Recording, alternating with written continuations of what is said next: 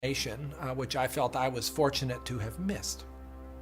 I loved the experience of learning about the human body and all of the components of that, and I particularly loved being introduced to genetics. But then I ended up in the medical school curriculum sitting at the bedside of patients with diseases. This was no longer an abstract study of molecules and organ systems. These were real people.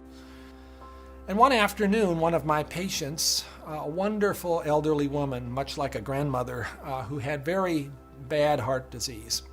She had a particularly bad episode of chest pain while I was with her.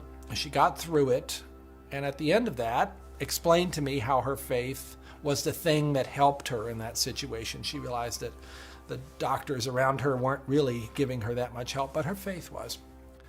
And after she finished her own very personal description of that faith, she turned to me, and I had been silent, and she looked at me quizzically, and she said, "What do you believe, doctor?" And ultimately, I had to admit to myself that her question had made me realize that I had arrived at an answer to the most important issue that we humans ever deal with. Is there a God? And I had arrived there without ever really looking at the evidence. And I was supposed to be a scientist.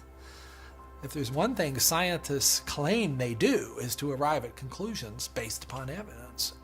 And I hadn't taken the trouble to do that. I was greatly assisted by a pastor who lived down the road, who I went and asked about all this, and who gave me a copy of C.S. Lewis's wonderful book, Mere Christianity.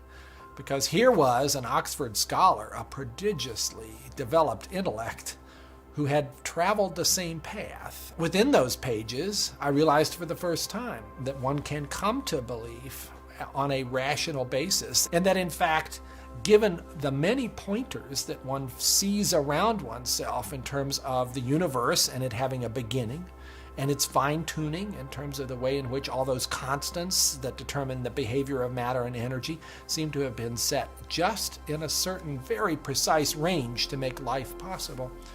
And many other things, including my beloved mathematics and why they actually work anyway to describe the universe, something that makes you think the Creator must have been a mathematician.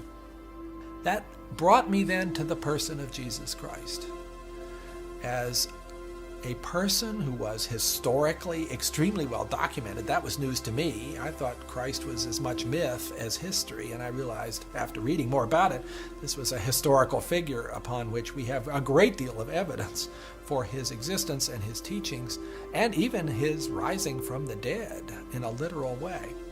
That day at my patient's bedside started a journey for me. A journey that I was reluctant to begin, but I felt I needed to. A journey that I thought would result in strengthening my atheism, but to my surprise, resulted in my conversion. There's a difference between knowing fact